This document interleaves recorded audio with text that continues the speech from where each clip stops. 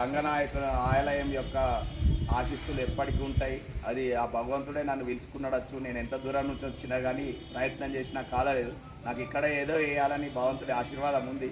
అదే సంకల్పంతో ఈ బడిని గుడి వేయాలనే ఒక మంచి ఉద్దేశంతో ముందుకెళ్ళిన.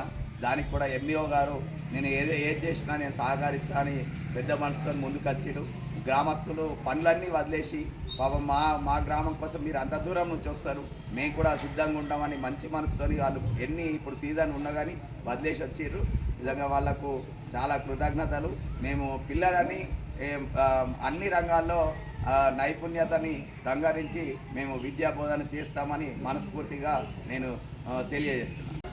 వీడీసీ గ్రామాభివృద్ధి కమిటీ ఆధ్వర్యంలో మా జలాల్పూర్ హెడ్ మాస్టర్ గారు, బాల్కొండ రాజేశ్వర సార్ గారు మా అందరి ఆధ్వర్యంలో ఈరోజు మేము సమావేశము నిర్వహించుకున్నాము. మా సమావేశంలో 1వ తరగతి నుంచి 5వ తరగతి వరకు మా గ్రామంలో పిల్లలందరూ ఇక్కడనే మా విలేజ్లో చదువుకోవాలని తీర్మానించడం జరిగింది. ఎవరు కూడా బయటకు పోవద్దని. చదువులలో కానీ దేనిలో కానీ మాకు రాజేశ్వర సార్ కానీ మా హెడ్ మాస్టర్ కానీ హామీ ఇచ్చారు, మీ పిల్లలకు మంచి చదువు అందిస్తాము అని చెప్పి హామీ ఇచ్చారు. మేము అందువల్ల ఎవరం కూడా బయటకు తోలేయకుండా మొత్తం జలాల్పూర్ మా విలేజ్లో 1 నుంచి 5వ తరగతి వరకు చదివించుకోవడాన్ని తీర్మానం చేయడం జరిగింది. నర్సరీ నుంచి కూడా మొత్తం 5వ తరగతి వరకు ఇక్కడనే చదివిస్తామని చెప్పేసి గ్రామాభివృద్ధి కమిటీ ద్వారా తీర్మానం చేయడం జరిగింది.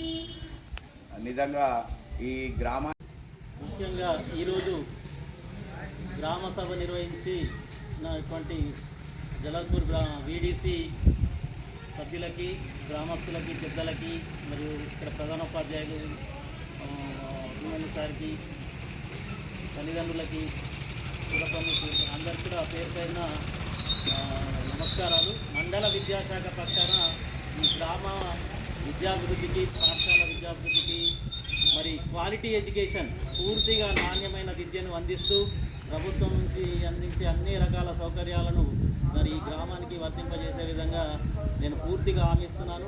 ఇక్కడ ఉపాధ్యాయుల కొరత కూడా తీర్చడానికి నేను ప్రయత్నం చేస్తా ఖచ్చితంగా 100%.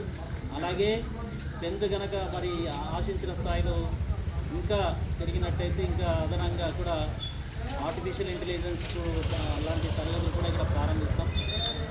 ఈ నివేదికను డిఓ గారికి మరియు కమిషనర్ గారికి ఉన్నతాధికారులకు కూడా పంపిస్తామని తెలియజేస్తూ మీ అందరి సహాయ సహకారాలు ఇలాగే ఉండాలని, మా యొక్క ప్రభుత్వ ఉపాధ్యాయులు వారి యొక్క సేవలను మీకు పూర్తిగా అందుబాటులో ఉండి పిల్లల్లో సృజనాత్మకతను మరియు నాణ్యమైన విద్యను మరి అందిస్తారని నేను పూర్తిగా హామీస్తున్నాను.